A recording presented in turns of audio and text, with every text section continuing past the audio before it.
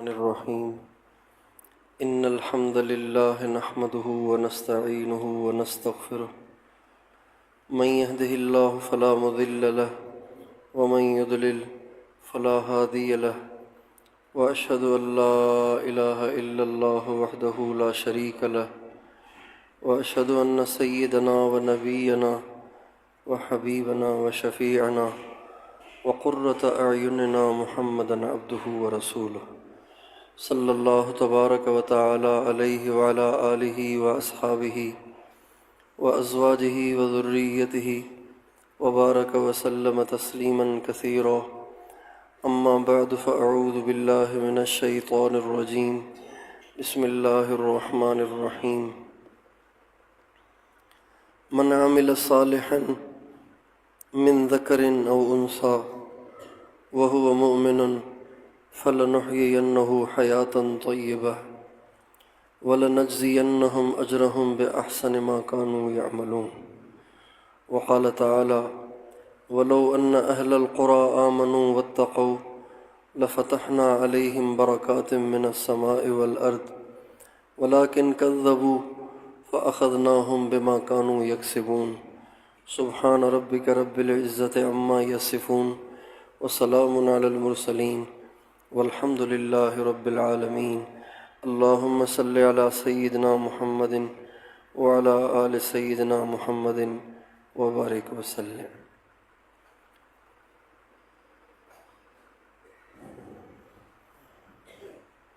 اللہ تعالیٰ اس کائنات کے خالق اور مالک ہیں، اس کے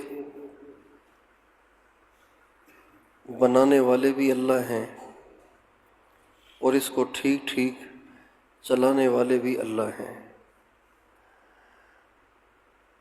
اور اللہ تعالیٰ کا اس دنیا میں اتنا کامل کنٹرول ہے کہ اس دنیا میں کوئی پتا بھی اللہ تعالیٰ کی منشا اور مرضی کے بغیر اپنی جگہ سے حرکت نہیں کر سکتا۔ ایک مومن کا یہ ایمان ہونا چاہیے، ایک مومن کا یہ ایمان ہونا چاہیے کہ جو کچھ ہوا اللہ نے کیا، جو کچھ ہو رہا ہے اللہ کر رہے ہیں، جو کچھ ہوگا اللہ کرے گا، اللہ کے ارادے کے بغیر کچھ نہیں ہوتا، نہ نفع ملتا ہے نہ نقصان ہوتا ہے، نہ خوشیاں ملتی ہیں نہ غم آتے ہیں، نہ عزتیں ملتی ہیں نہ رسوائیاں ہوتی ہیں۔ جو بھی ہوا اور جو بھی ہوتا ہے اکیلے اللہ پاک کی مرضی سے ہوتا ہے۔ نبی کریم صلی اللہ علیہ وسلم کی عادت شریفہ تھی کہ آپ ہر بات کی نسبت اللہ کی طرف کرتے تھے، ہر بات کی نسبت۔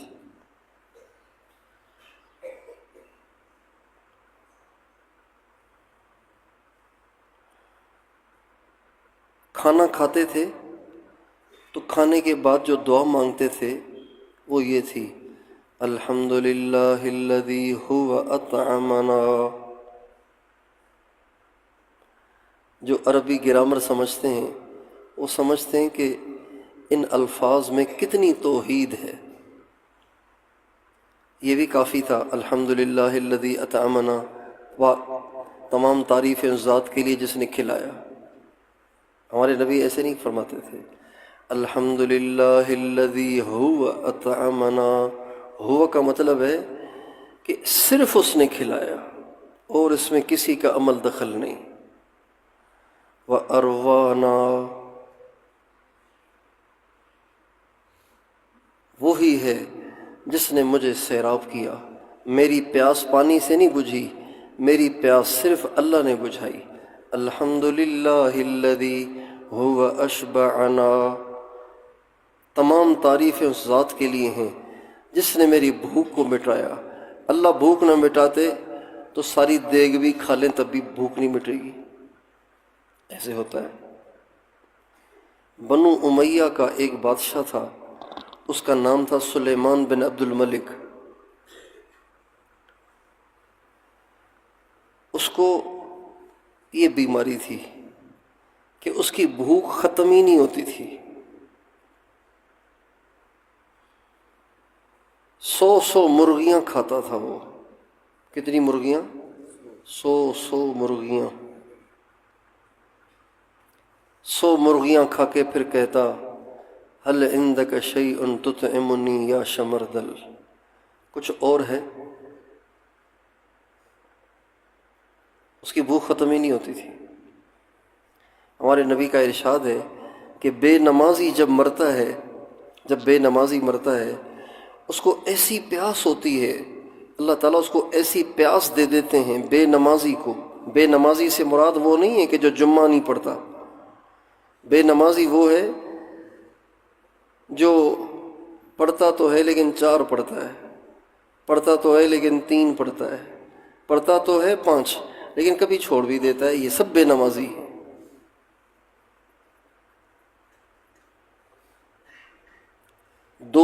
دو نمازیں پڑھنے والا نمازی نہیں، بے نمازی ہے.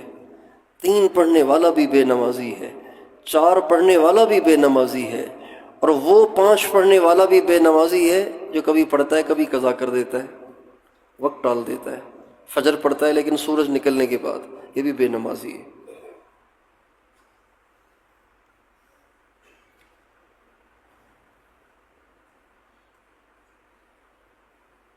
اللہ تعالیٰ قرآن پاک میں نماز کے بارے میں ایسے اللہ نے الفاظ فرمائے ہیں کہ جو کسی چیز کے لیے نہیں فرمائے.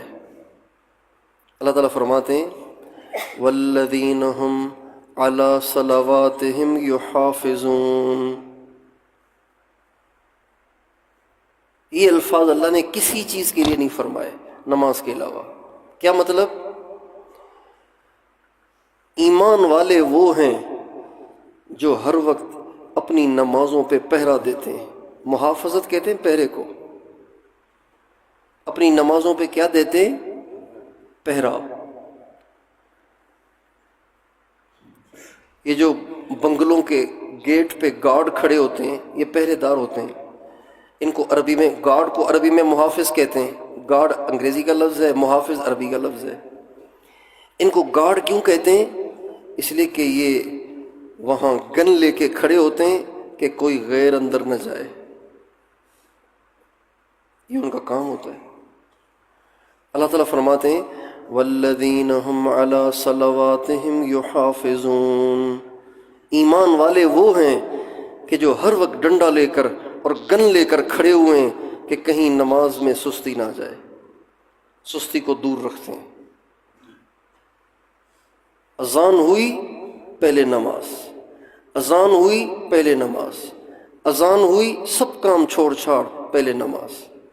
اس کو کہتے ہیں محافظت. والذین هم علی صلواتہم یحافظون. اور ایک جگہ فرماتے ہیں حافظوا علی الصلوات والصلاة الوسطی وقوموا للہ قانتین. اے دنیا بھر کے مسلمانوں، اپنی نمازوں کی پہرے داری کرو. قرآن ہے یہ. کتنے نمازی ہیں جو بے نمازی ہیں، کتنے نمازی ہیں جو بے نمازی ہیں.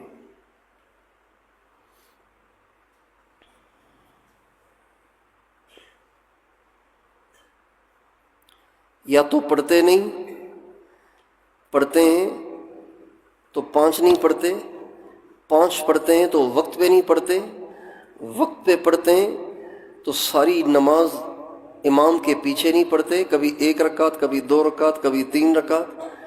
اور اگر امام کے پیچھے پڑھتے بھی ہیں تو دھیان سے نہیں پڑھتے، خشوع سے نہیں پڑھتے، دل لگا کے نہیں پڑھتے، محبت سے نہیں پڑھتے.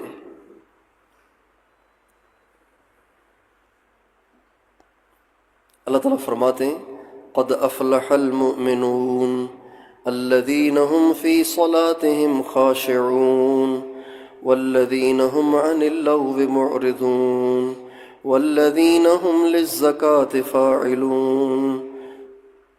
یہ ایمان والوں کی اللہ نے صفات بتائی ہیں. ایمان والوں کی سب سے پہلی صفت نماز کو خشوع خضوع دھیان سے پڑھنا. یہ سب سے پہلی نشانی ہے ایمان والوں کی. جس کی نماز ٹھیک نہیں ہے اس کا ایمان ٹھیک نہیں ہے، اس کا ایمان 2 نمبر ہے، کمزور ہے. ٹھکا ٹھک ٹھکا ٹھک ٹھکا ٹھک ٹھکا ٹھک ایسی نمازیں نماز پڑھنے والوں کو بد دعائیں دیتی ہیں. ہمارے نبی کا ارشاد ہے جو نماز کو بنا بنا کے نہیں پڑھتا. بہت سے لوگ ایسے ہیں کہ جو نماز کو بنا بنا کے نہیں پڑھتے، جلدی جلدی جلدی جلدی پڑھتے رہتے ہیں، نہ اس میں دھیان ہوتا ہے، نہ اس میں خشوع خضوع ہوتا ہے، نہ اس میں اللہ کی محبت ہوتی ہے، نہ اس میں سکون ہوتا ہے. ایسی نماز جب وہ پڑھ لیتا ہے تو وہ نماز اللہ پاک سے بد دعا کرتی ہے، ضیعک اللہ کما ضیعتنی، اللہ تجھے برباد کرے جیسے تو نے مجھے برباد کیا.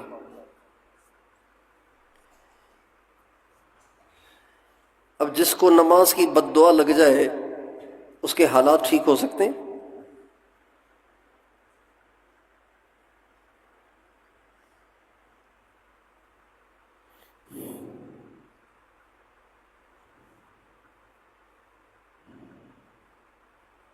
جن کے لیے نماز کی بد دعائیں ہوں وہ کبھی بھی ترقی نہیں کر سکتے.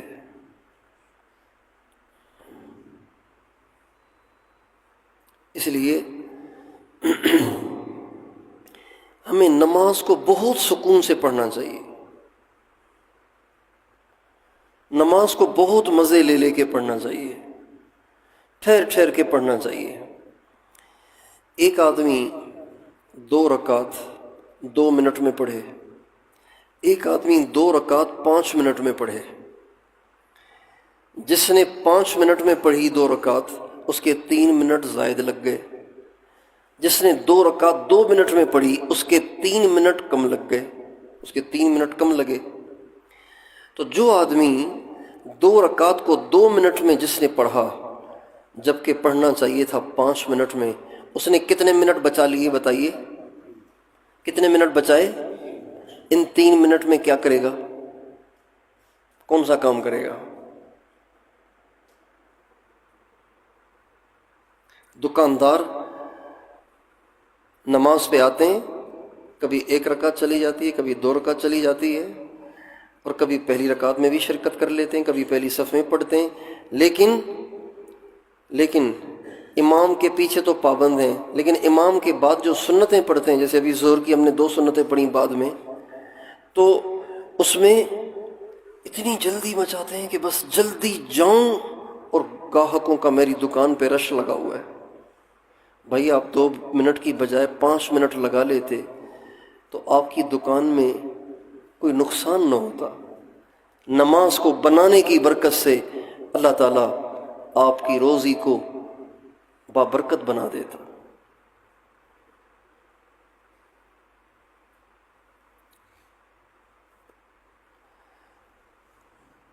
اس لیے ہمیں ہمیشہ اس بات کو ذہن نشین کرنا چاہیے، کسی کام کی وجہ سے نماز کو برباد نہیں کرنا،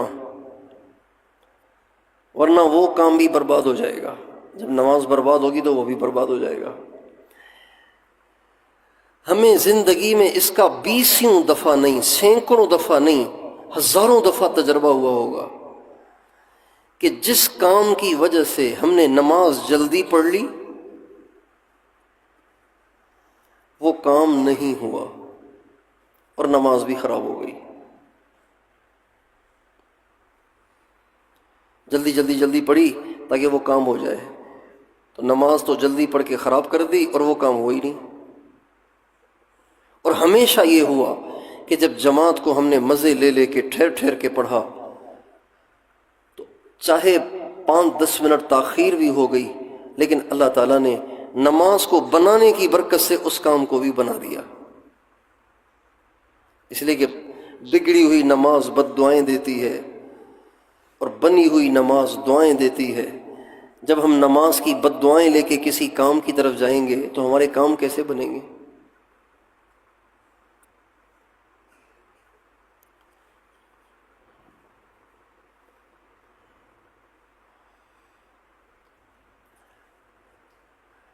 تو اس دنیا میں جو کچھ ہو رہا ہے اور جو کچھ ہوگا، ہر مسلمان کا یہ ایمان ہونا چاہیے کہ سب اللہ پاک کی مرضی سے ہو رہا ہے، اللہ پاک کے ارادے سے ہو رہا ہے، اللہ پاک کی چاہت سے ہو رہا ہے۔ ہمارے نبی کی یہ عادت شریفہ تھی کہ آپ ہر چیز کی نسبت اللہ کی طرف کرتے تھے۔ الحمدللہ الذی هو اشبعنا، کھانا کھا لیا، آپ دعا کر رہے ہیں یا اللہ یہ بھوک کھانے سے نہیں مٹی، تو نے مٹائی ہے۔ وَأَرْوَانَا، اے اللہ میری پیاس پانی نے نہیں بجھائی، تو نے بجھائی ہے۔ وَأَنْعَمَ عَلَيْنَا، اور یہ کھانا مجھے تو نے دیا ہے، تو نے دیا ہے کھانا۔ وَأَفْضَلَ، اور یہ کھانا میری کسی نیکی کا نتیجہ نہیں، یہ محض تیرا فضل ہے، میں تو اس لائق نہیں تھا۔ یہ سب تمہارا کرم ہے آقا، کہ بات اب تک بنی ہوئی ہے۔ یہ تو سب آپ کی مہربانی ہے کہ آپ نے مجھے کھانا کھلایا، ورنہ میں تو اس قابل ہوں کہ میرا کھانا بھی بند کر دیا جائے، میری روٹی بھی بند کر دی جائے، میرا پانی بھی بند کر دیا جائے، میں تو اس لائق ہوں۔ وَأَفْضَلَ کا مطلب ہے یہ کھانا تو نے میرے کسی نیک عمل کے نتیجے میں نہیں دیا، میرے پاس تو کوئی نیک عمل ہے ہی نہیں، یہ تو محض تیرا فضل ہے کہ تو نے مجھے کھانا دیا ہے۔ یہ ہمارے نبی کی عادت شریفہ تھی۔ آپ سواری پہ بیٹھتے، سواری پہ جب بیٹھتے تھے تو آپ سواری پہ بیٹھ کے فرماتے تھے سبحان الذی سخر لنا ھذا وما كنا له مقرنین وإنا إلی ربنا لمنقلبون۔ اے اللہ یہ سواری مجھے آپ نے دی ہے، آپ نے۔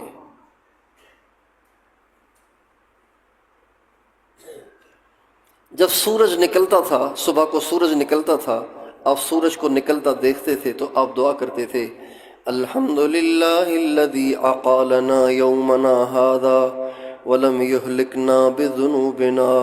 اے اللہ تیرا شکر ہے کہ تو نے ہمیں ایک دن اور دے دیا، ایک دن اور دے دیا، اور ہمارے گناہوں کی وجہ سے ہمیں ہلاک نہیں کیا۔ ہر چیز کی نسبت اللہ کی طرف۔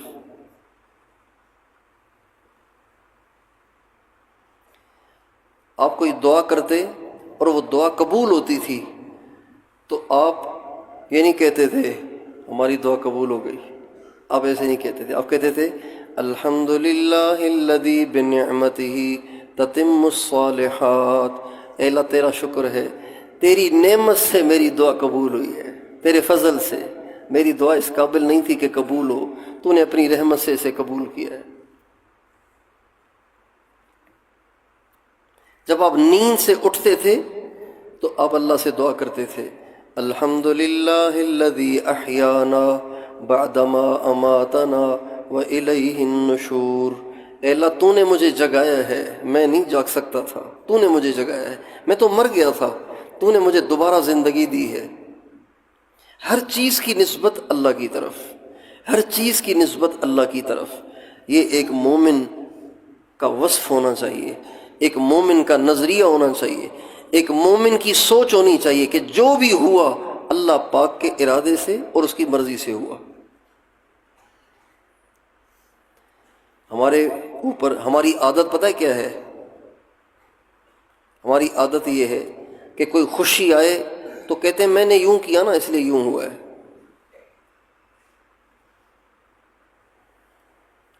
کوئی امتحان میں فرسٹ پوزیشن آ جائے تو کہتے ہیں میں نے محنت بہت کی تھی، میں نے بہت محنت کی تھی، میں ساری رات پڑھتا تھا۔ اور کوئی ماں باپ کا فرما بردار ہوتا ہے، کہتا ہے یہ سب میری ماں کی دعا ہے۔ آپ نے گاڑیوں کے پیچھے لکھا دیکھا ہوگا یہ سب میری ماں کی دعا ہے۔ آج کل پھر کچھ لوگوں کو تھوڑی سی شاید حیا آ گئی تو وہ لکھتے ہیں یہ سب میری ماں اور میرے باپ دونوں کی دعا ہے۔ پہلے باپ کا تذکرہ نہیں کرتے تھے، اب کرنے لگے ہیں۔ لیکن کوئی پھوٹے منہ سے یہ نہیں کہتا یہ سب میرے اللہ کا فضل ہے۔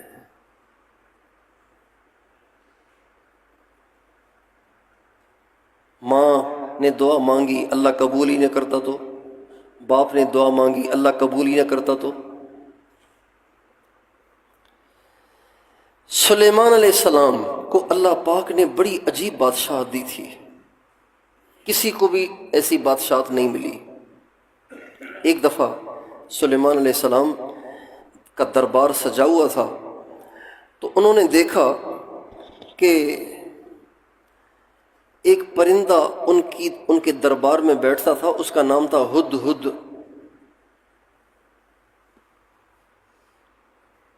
سلیمان علیہ السلام کے دربار میں صرف انسان نہیں بیٹھتے تھے، ہماری جو قومی اسمبلی ہے اس میں صرف انسان بیٹھتے ہیں۔ کون بیٹھتے ہیں؟ کسی نے مرغے دیکھے وہاں پہ کبھی؟ قومی اسمبلی میں مرغے بیٹھے ہوں، گدھے کھڑے ہوں، کسی نے دیکھیں کبھی؟ ہاں، انسان گدھوں جیسے ہوں یہ تو ہو سکتا ہے، لیکن گدھے کسی نے قومی اسمبلی میں کھڑے ہوئے نہیں دیکھے۔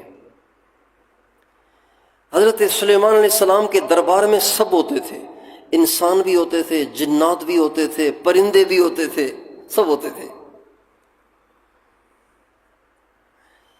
تو سلیمان علیہ السلام کا دربار سجا تو دیکھا پرندہ نہیں ہے۔ فتفقد الطیر فقال ما لی لا اری الہدہد ام کان من الغائبین۔ ہدہد کہاں ہے بھائی؟ ہدہد کہاں ہے؟ پھر فرمانے لگے یا تو وہ مجھے نظر نہیں آ رہا یا وہ یہاں ہے نہیں۔ اگر وہ یہاں نہیں ہے، اگر وہ غیر حاضر ہے، اگر وہ ایبسینٹ ہے، اگر وہ غیر حاضر ہے، تو اگر اس نے مجھے کوئی صحیح عذر پیش نہیں کیا تو میں اسے ذبح کر دوں گا۔ یہ جو مدرسوں والے حاضری میں سختی کرتے ہیں نا، وہ اس آیت کی وجہ سے کرتے ہیں۔ مدرسوں میں سختی ہوتی ہے نا، جو حاضر نہیں ہوگا اس کی پٹائی ہوگی، جو حاضر نہیں ہوگا اس کو مرغا بنائیں گے، جو حاضر نہیں ہوگا اس کو کان پکڑائیں گے، کرتے ہیں نا، یہ یہاں سے کرتے ہیں۔ ما لی لا اری الہدہد ام کان من الغائبین۔ ہدہد کہاں ہے؟ اب اگر وہ یا تو مجھے صحیح عذر پیش کرے، اگر صحیح عذر پیش نہیں کیا تو میں اس کو ذبح کر دوں گا۔ لَأَذْبَحَنَّهُ أَوْ لَيَأْتِيَنِّي بِسُلْطَانٍ مُبِينٍ، یا تو صحیح عذر پیش کرے یا پھر ذبح کر دوں گا اس کو۔ اللہ کی شان، تھوڑی دیر کے بعد ہدہد صاحب تشریف لے آئے۔ سلیمان علیہ السلام نے فرمایا کہاں گئے تھے؟ موجود کیوں نہیں تھے؟ غیر حاضر کیوں تھے؟ کہنے لگے حضرت میں اڑتا ہوا آ رہا تھا تو میں نے ایک ملکہ کو دیکھا، ایک عورت کو دیکھا جو ایک ملک کی ملکہ ہے۔ انی وجدت امرأۃ تملکہم وأوتیت من کل شیء، میں نے ایک عورت کو دیکھا جو ان کی ملکہ ہے اور بہت بڑی بادشاہت ہے اس کی، بہت بڑی بادشاہت ہے اس کی۔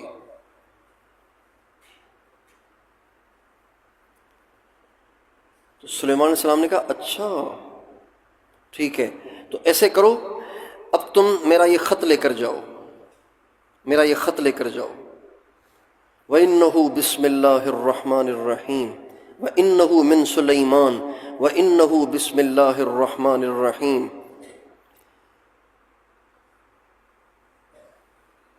پہلے بسم اللہ پہلے یہ لکھا کہ سلیمان کی طرف سے، پھر بسم اللہ الرحمن الرحیم لکھا، پھر اس کے بعد ان کو لکھا شرافت سے مسلمان ہو کر میرے پاس آ جاؤ۔ کیسے میرے پاس آ جاؤ؟ شرافت سے مسلمان ہو کر میرے پاس آ جاؤ، اور اگر تم نہ آئے تو پھر بہت برا ہوگا تمہارے ساتھ۔ یہ خط لکھا اور ہدہد کو دیا کہ جا کے بلقیس جو معارب کی ملکہ تھی اس کو، چنانچہ ہدہد وہ پرچی لے کر سلیمان علیہ السلام کی بلقیس کے پاس پہنچا اور وہاں ڈال دی۔ بلقیس نے وہ پرچی پڑھی تو وہ سوچنے لگ گئی کہ یہ کیا ہے، یہ سلیمان نے خط لکھا ہے کہ تم میرے تابع ہو جاؤ، مسلمان ہو جاؤ، ورنہ پھر میں تمہارے پاس ایسا لشکر لے کر آؤں گا کہ تم اس کا مقابلہ نہیں کر سکو گے۔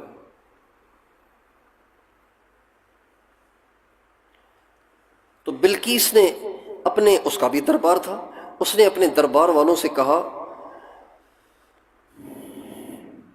بتاؤ کیا کرنا چاہیے؟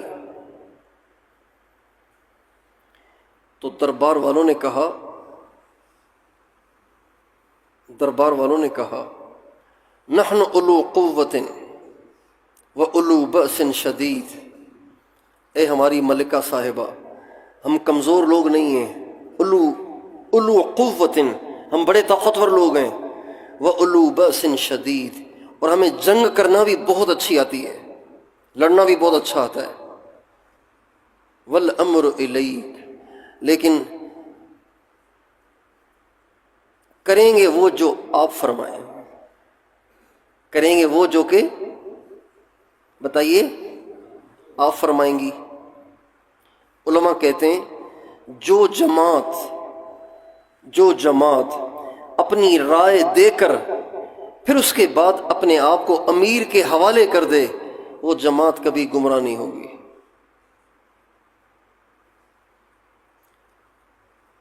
ہم لوگ مشورے کرتے ہیں نا، تو ہر ساتھی اس انداز سے رائے دیتا ہے کہ وہ کہتا ہے جیسے میں کر رہا ہوں اسی میں خیر ہے، ایسے نہیں کریں گے تو برباد ہو جائیں گے۔ ہمارے ساتھی رائے ایسے دیتے ہیں، مشورے میں بیٹھتے ہیں نا، بھائی رائے کا اجتماع ہے، مشورہ کرو کہ کیسے جانا ہے یہاں سے، تو ہر ساتھی ایسی زوردار طریقے سے رائے دیتا ہے کہ ایسے لگتا ہے کہ اگر اس کی رائے نہیں مانیں گے تو ابھی پتھروں کی برسات ہو جائے گی، ایسی رائے دیتے ہیں۔ ایسی رائے نہیں دینی چاہیے۔ امیر کو اپنی رائے پر مجبور نہیں کرنا چاہیے اور اپنی رائے پر اصرار نہیں کرنا چاہیے، ایک دفعہ رائے دے کر اس کے بعد کہنا چاہیے امیر صاحب کریں گے وہ جو آپ فرمائیں گے۔ اگر کمزور امیر بھی ہوگا اور اس کی جماعت میں یہ صفات ہوں گی، یہ جماعت ہدایت کا ذریعہ بنے گی، خیر کا ذریعہ بنے گی اور گمراہی سے محفوظ رہے گی۔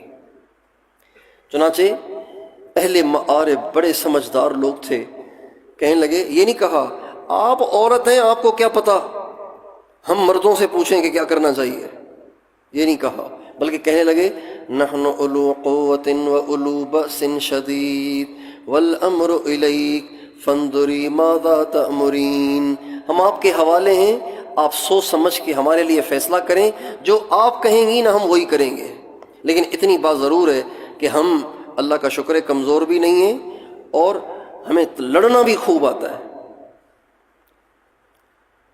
جب جماعت نے یہ رائے دے دی تو بلقیس نے کہا بات یہ ہے کہ فوری طور پہ لڑنا کوئی عقل مندی کی بات نہیں ہے، پہلے میں چیک کروں گی کہ یہ بادشاہ ہے یا نبی ہے۔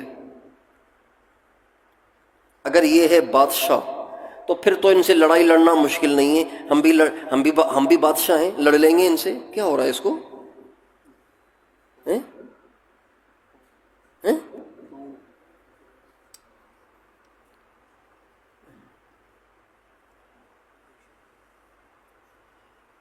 تو اس نے کہا میں پہلے چیک کروں گی کہ بادشاہ ہے کہ نبی ہے۔ چنانچہ اس نے بہت سارے ہیرے جواہرات، تحفے، تحائف ایک وفد کے ساتھ بھیجے حضرت سلیمان علیہ السلام کو۔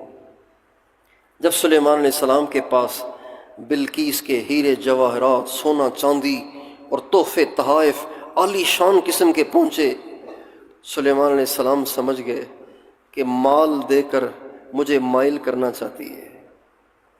مال کو مال اس لیے کہتے ہیں کہ مال انسان کو مائل کر دیتا ہے، مال انسان کو مائل کر دیتا ہے۔ ہمارے مولانا طارق امیر صاحب ایک لطیفہ سناتے ہیں کہ ایک مولانا صاحب کے پاس ایک شخص آیا کہا جی میں نے اپنی بیوی کو 3 طلاقیں دی ہیں، بتائیں کہ اب کیا ہو سکتا ہے؟ کہا کچھ بھی نہیں ہو سکتا، بس یہ بیوی آپ کی اب نہیں رہی۔ کہا نہیں مولانا صاحب کوئی گنجائش نکالو یار۔ کہا بھائی گنجائش کیا نکالوں؟ دین کوئی میرا ہے کیا؟ یہ تو اللہ رسول کا دین ہے، ان کا حکم ہے۔ 3 طلاقوں کے بعد بیوی گئی تو اس نے جیب سے ایک لفافہ نکالا اور مولانا صاحب کو دیا۔ کہا مولانا صاحب اب تو کچھ سوچ لیں۔ کہا ہاں اب تو سوچنا پڑے گا۔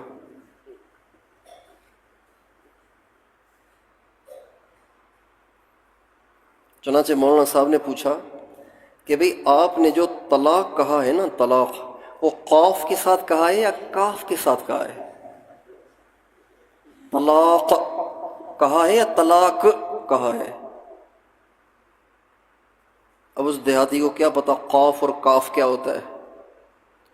نے کہا جی مجھے تو قاف کا مخرج ہی نہیں آتا۔ کہا بس پھر طلاق نہیں پڑی۔ تو مال مائل کر دیتا ہے۔ مال کیا کرتا ہے؟ مال کیا کرتا ہے؟ مائل کر دیتا ہے۔ تو بلقیس نے بھیجا مال، سلیمان علیہ السلام سمجھ گئے کہ مائل کرنا چاہتی ہے، چنانچہ سارے مال کو واپس کیا اور کہا یہ مال رکھو اپنے پاس، ہم مال سے مائل ہونے والے لوگ نہیں ہیں، اللہ نے ہمیں بہت کچھ دے رکھا ہے، شرافت سے ہم نے تمہیں مسلمان ہونے کی دعوت دی، تم نے ہماری دعوت کو قبول نہیں کیا اور ہمیں مال کے ذریعے سے مائل کرنے کی کوشش کی، لہٰذا اب تیار ہو جاؤ۔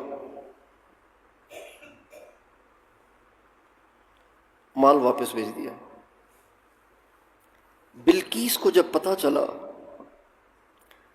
کہ اتنے ہیرے جواہرات اس کو بھیجے اور یہ متاثر ہی نہیں ہوئے، اس کا مطلب ہے بادشاہ نہیں ہے، لالچی نہیں ہے، کوئی عظیم الشان آدمی ہے۔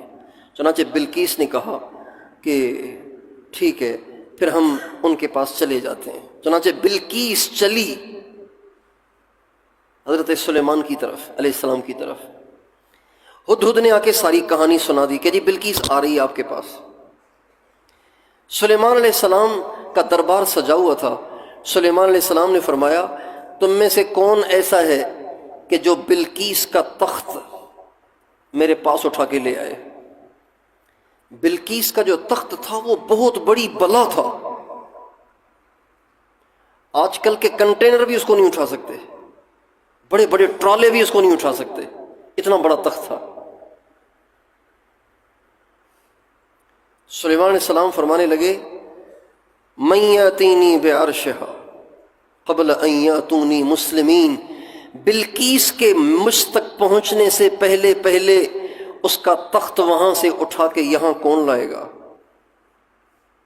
قال عفریت من الجن انا آتیک بہ قبل ان تقوم من مقامک، ایک دیو نے کہا، جن نہیں بڑے دیو نے کہا حضرت میں لے آؤں گا۔ کہا کب تک لے آؤ گے؟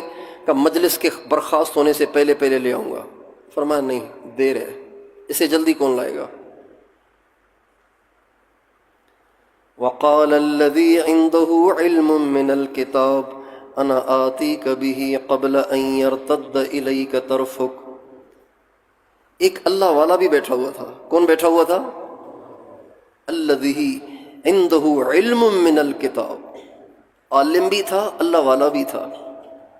اس نے کہا، اس کا نام تھا آصف بن برخیہ، اس نے کہا میں لے آؤں گا۔ کہا کتنی دیر میں؟ کہا آپ آنکھ یوں کریں پھر کھول لیں، تخت یہاں موجود ہوگا۔ آپ آنکھ یوں کریں اور پھر کھولیں، کھولنے سے پہلے تخت یہاں ہوگا، پلک جھپکنے سے پہلے تخت آ جائے گا۔ واہ واہ! چنانچہ آپ نے فرمایا ٹھیک ہے تم لے آؤ، اور یوں کیا، مجھے دیکھیں، یوں کیا، پلک کو جھپکا تو واقعی تخت رکھا ہوا تھا۔ اتنی بڑی آفت، تخت رکھا ہوا ہے۔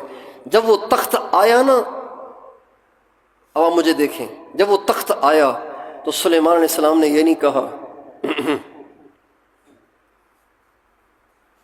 یہ نہیں کہا، اپنے کالر کو ذرا ہلا کے یہ نہیں کہا یہ ہے ہمارا کمال، یہ ہے ہماری بادشاہی، یہ ہے ہماری طاقت، یہ نہیں کہا، بلکہ سر کو جھکا لیا اور فرمایا ھذا من فضل ربی، لیبلونی اشکر ام اکفر، یہ میرے رب کا فضل ہے، اور میرے رب نے مجھ پہ یہ فضل مجھے آزمانے کے لیے کیا ہے کہ میں شکر کرتا ہوں یا ناشکری کرتا ہوں۔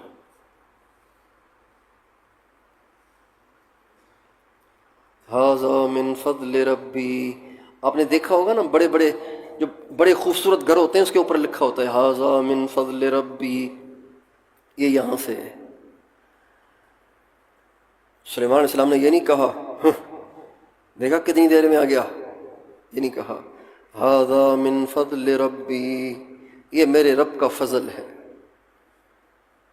فضل بھی احسان کو کہتے ہیں، احسان بھی احسان کو کہتے ہیں، فضل بھی نعمت کو کہتے ہیں، اور نعمت بھی نعمت کو کہتے ہیں، لیکن فضل اس نعمت کو کہتے ہیں جس نعمت کی کوئی وجہ نہ ہو۔ فضل کون سی نعمت کو کہتے ہیں سب بتائیں؟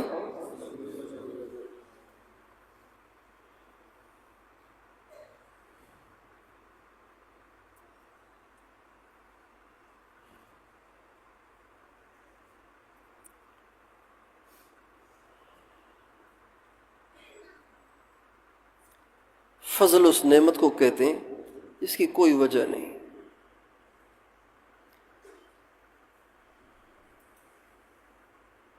ھذا من فضل ربی، یعنی یہ جو اللہ نے مجھ پہ انعام کیا ہے نا، اس میں میرا کوئی کمال نہیں، نہ میری کوئی نیکی ہے، نہ میری کوئی صلاحیت ہے، یہ محض اس کا کرم ہے، اس کو کہتے ہیں فضل۔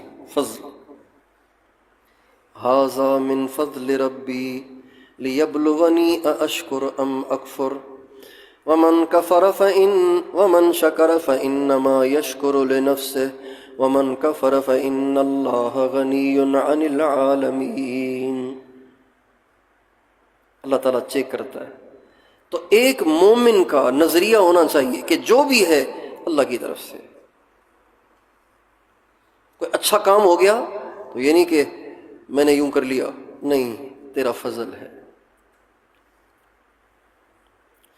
اور کوئی پریشانی آ جائے تو بھی وہ اسے اللہ کی طرف سے سمجھتا ہے۔ ہمارا حال یہ ہے کہ ہم پہ کوئی اچھا حال آ جائے تو کہتے ہیں میں نے یوں کیا اس لیے ہو گیا، کوئی برا حال آ جائے کہتے ہیں میرے ساتھ اس نے کیا، اس کی مجھے نظر لگ گئی ہے، اس نے مجھ پہ تعویذ کیے ہیں، اس کو مجھ سے حسد ہے۔ اچھا حال اپنی طرف منسوب کرتے ہیں، برا حال اوروں کی طرف منسوب کرتے ہیں۔ عورتوں کی تو عادت ہی یہ ہوتی ہے، اور مردوں کی بھی یہی عادت ہے۔ ایک مومن کا یہ نظریہ ہونا چاہیے کہ جو بھی ہوا کس کی مرضی سے ہوا، سب بتائیے کس کی مرضی سے ہوا؟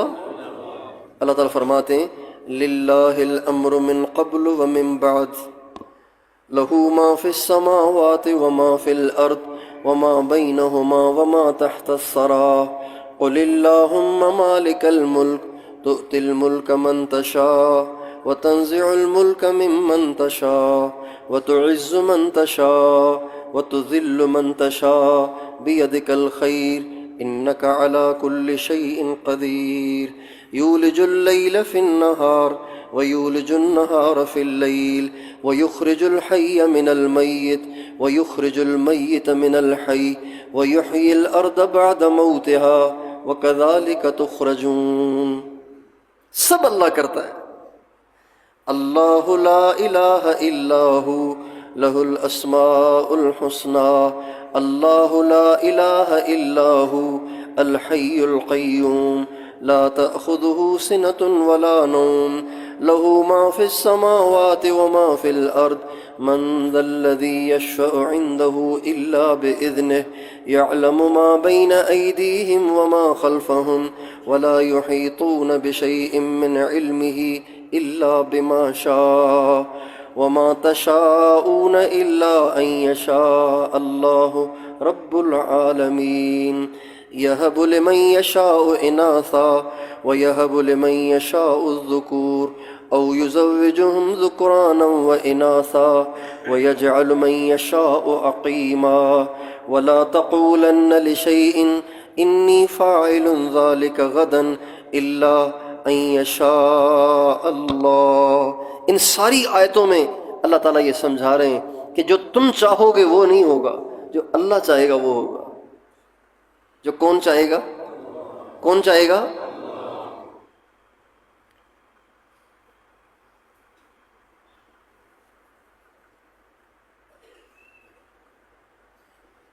عام طور سے دنیا میں آنے والی پریشانیاں بندوں کے گناہوں کا نتیجہ ہوتی ہیں۔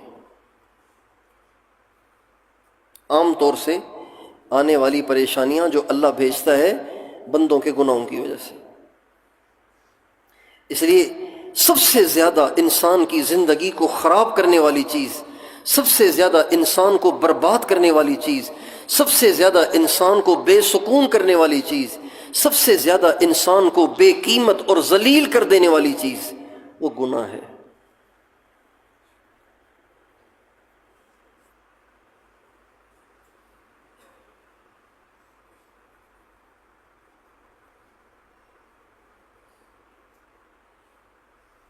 گناہوں کی وجہ سے انسان کی ویلیو گر جاتی ہے، گناہوں کی وجہ سے انسان پہ پریشانیاں آتی ہیں، گناہوں کی وجہ سے ہم پہ مسائل آتے ہیں۔ اس وقت جو مسائل ہیں، اب پیٹرول 300 پہ جا رہا ہے، مہنگائی بہت زیادہ ہو گئی ہے،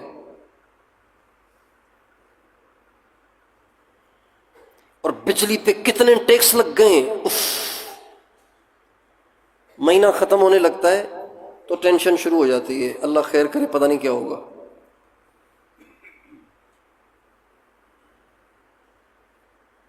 چلو یہ سب مصیبتیں اپنی جگہ پر، لیکن گھروں میں سکون ہو تو چلو انسان ان مصیبتوں کو جھیل لیتا ہے، برداشت کر لیتا ہے، گھروں میں بھی سکون نہیں ہے۔ گھر میں آؤ تو بیوی آپ کی ماں کے خلاف بولتی ہے، ماں آپ کی بیوی کے خلاف بولتی ہے، آپ سن سن کے ڈپریشن میں چلے جاتے ہیں۔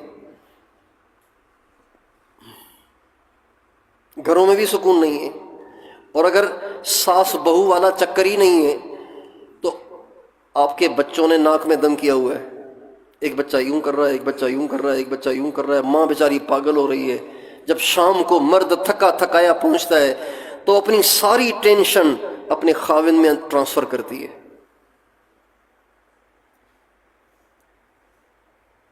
ایک بچے نے یہ کیا، ایک نے یہ کیا، ایک نے یہ کیا، بیچارہ آیا تھا اپنی تھکاوٹ کو اتارنے کے لیے، بیوی نے ڈبل تھکاوٹ دے دی۔ پریشانیاں الگ ہیں، افکار الگ ہیں، افکار ٹینشنیں الگ ہیں، جائیں تو کہاں جائیں؟ زمین جیسے تنگ ہو گئی ہے، زندگی سے دل اچاٹ ہو گیا ہے، اور دل کرتا ہے کہ بس ایمان کے ساتھ خیر خیریت سے دنیا سے چلے جائیں تو زیادہ اچھا ہے۔ ایمان کے ساتھ، خودکشی کر کے نہیں، ایمان کے ساتھ، اس لیے کہ خودکشی کر کے مرنے والا ہمیشہ جہنم میں جلتا ہے۔ ہمارے بزرگ تھے حضرت مولانا محمد عمر پالم پوری صاحب، وہ ایک شعر پڑھتے تھے، اب تو کہتے ہیں کہ مر جائیں گے، مر کے بھی چین نہ پایا تو کدھر جائیں گے۔ ابھی تو لوگ کہتے ہیں چلو مر جائیں گے تو جان چھوٹ جائے گی، لیکن مر کے بھی جان نہ چھوٹی، وہاں اور پٹائی شروع ہوگی تو پھر کیا ہوگا؟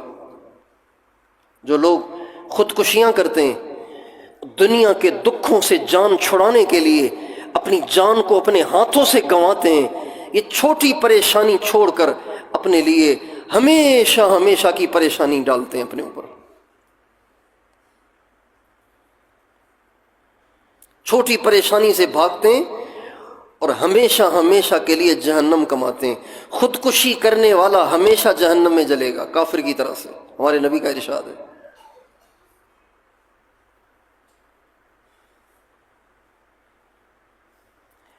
تو دنیا سے دل اچاٹ ہے، زندگی اجیرن ہے، بے مزہ ہے، بے سکون ہے، اور ہے سارا گناہوں کا نتیجہ۔ اگر ہم گناہ کرنا چھوڑ دیں، نیک بن جائیں، اپنی زندگی سے چن چن کر گناہ نکالیں۔ ہم چھوٹے ہوتے تھے تو پہلے ماؤں کے پاس ٹائم ہوتا تھا، پہلے ماؤں کے پاس کیا ہوتا تھا بتائیے؟ ماؤں کے پاس ٹائم ہوتا تھا، حالانکہ گیس نہیں تھا، لکڑیوں پہ روٹی پکاتی تھی، نوکرانیاں نہیں تھیں، روٹیاں خود پکاتی تھیں، واشنگ مشین نہیں تھی، کپڑے ہاتھ پہ دھوتی تھیں۔ اب تو سکھانے والی مشینیں بھی ہیں، پہلے خود نچوڑ کے تار پہ ڈال کے دھوپ میں سکھاتی تھیں، اور گھر کچے ہوتے تھے لہذا جھاڑو پھیرنا اور مشکل ہوتا تھا، صفائی اور زیادہ مشکل ہوتی تھی، لیکن اس کے باوجود بھی ہماری ماؤں کے پاس بہت ٹائم ہوتا تھا۔ ہم چھوٹے چھوٹے تھے، ہماری ماں ہمیں گود میں ہمارا سر رکھتی تھی اور ہمارے سر سے جوئیں نکالتی تھی۔ آج تو وہ زمانہ پتہ نہیں کہاں چلا گیا۔ ماؤں کے پاس جوئیں نکالنے کے لیے کیا ٹائم ہوتا، بعض ماؤں کے پاس تو روٹی دینے کا بھی ٹائم نہیں ہے، اتنی واٹس ایپ میں مصروف ہے وہ۔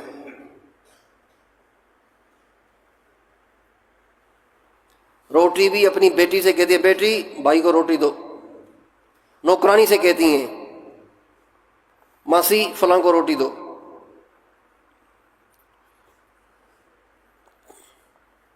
پہلے ماؤں کے پاس بہت ٹائم ہوتا تھا، گود میں لٹا کے پیار کرتی تھیں، جھولے میں بیٹھ کے جھلاتی تھیں، اپنے ہاتھ سے نہلاتی تھیں۔ گھروں میں ہینڈ پمپ ہوتے تھے، ہمارے ہاں ہینڈ پمپ ہوتے تھے، موٹریں نہیں تھیں، ہینڈ پمپ ہوتے تھے، اس کے نیچے بٹھا کے ہینڈ پمپ چلاتی تھیں اور ہمیں نہلاتی تھیں۔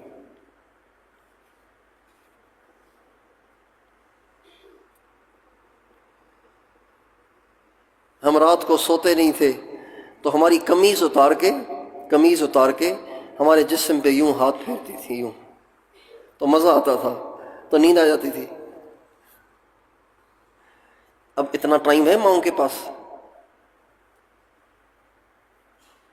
تو جیسے مائیں اپنے بچوں کی ڈھونڈ کے جوئیں نکالتی تھی نا، ایسے ہمیں اپنی زندگی سے ڈھونڈ کے گناہ نکالنے ہیں کہ ایک گناہ بھی زندگی میں رہ نہ جائے۔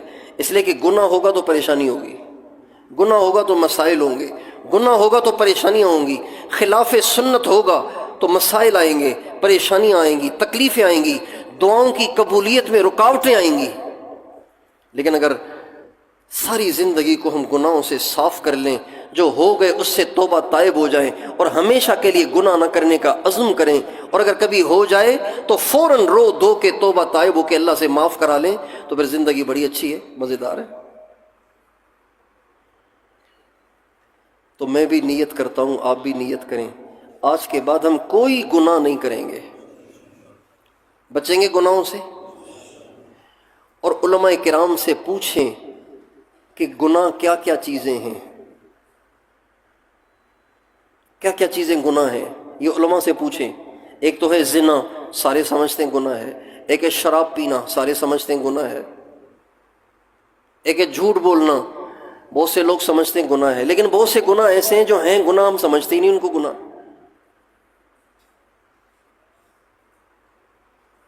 غیبت کو لوگ گناہ نہیں سمجھتے، کسی کو بھی کہو نا بھائی غیبت نہ کرو یار، کہا میں صحیح کہہ رہا ہوں، ایسے تھوڑی کہہ رہا ہوں، میرے پاس ثبوت ہیں اس کے، صحیح کہہ رہا ہوں۔ بھائی صحیح کہنے کو تو غیبت کہتے ہیں، اگر غلط کہو گے تو بہتان ہے یہ تو، اور بہتان تو اس سے بھی بڑا گناہ ہے۔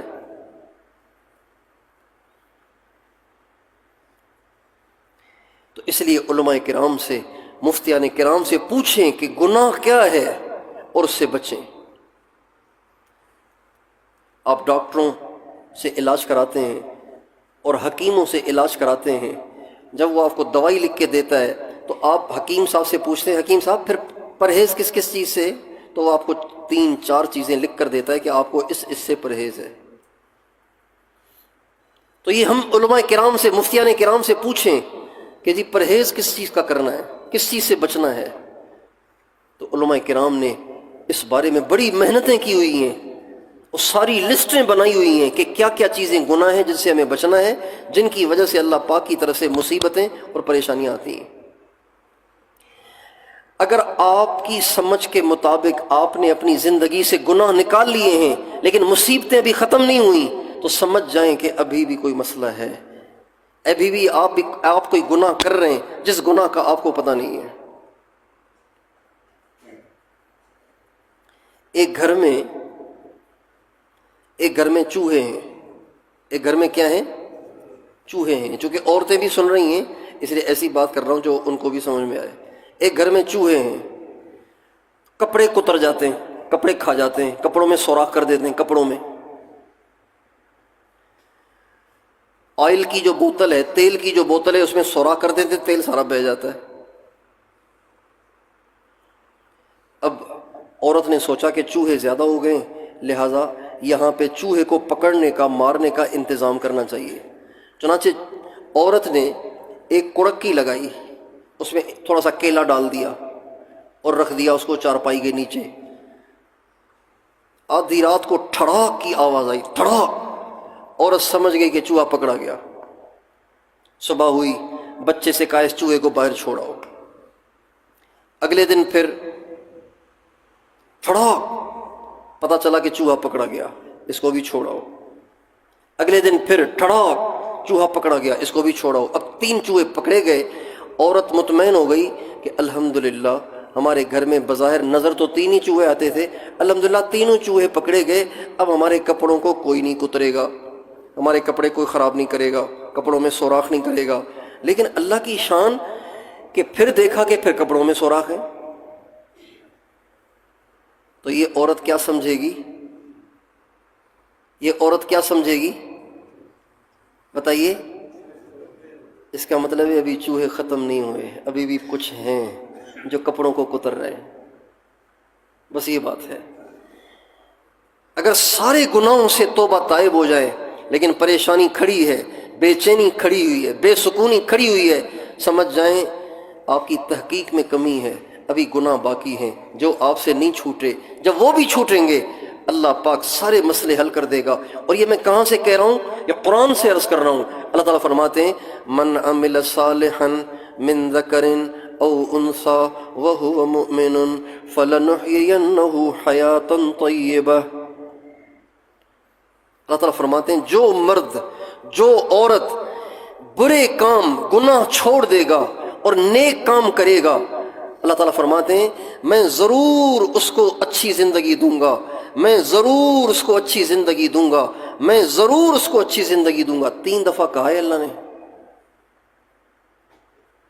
3 دفعہ اللہ نے کہا ہے ضرور اچھی زندگی دوں گا، ضرور اچھی زندگی دوں گا، ضرور اچھی زندگی دوں گا. بھائی اگر آپ کی تحقیق کے مطابق آپ نے سارے گناہ چھوڑ دیے ہیں لیکن اب بھی اچھی زندگی آپ کو نصیب نہیں ہوئی تو اس کا مطلب یہ ہے کہ ابھی آپ نے سارے گناہ چھوڑے ہی نہیں ہیں. اس لیے علماء کرام سے، مفتیان کرام سے، اہل اللہ مشائخ سے ہم پوچھیں اور اپنی زندگی کی تفصیل ان کے سامنے رکھ کر اپنے گناہوں کو ایک ایک کر کے نکالیں، توبہ طائب ہو جائیں، اللہ کو راضی کریں.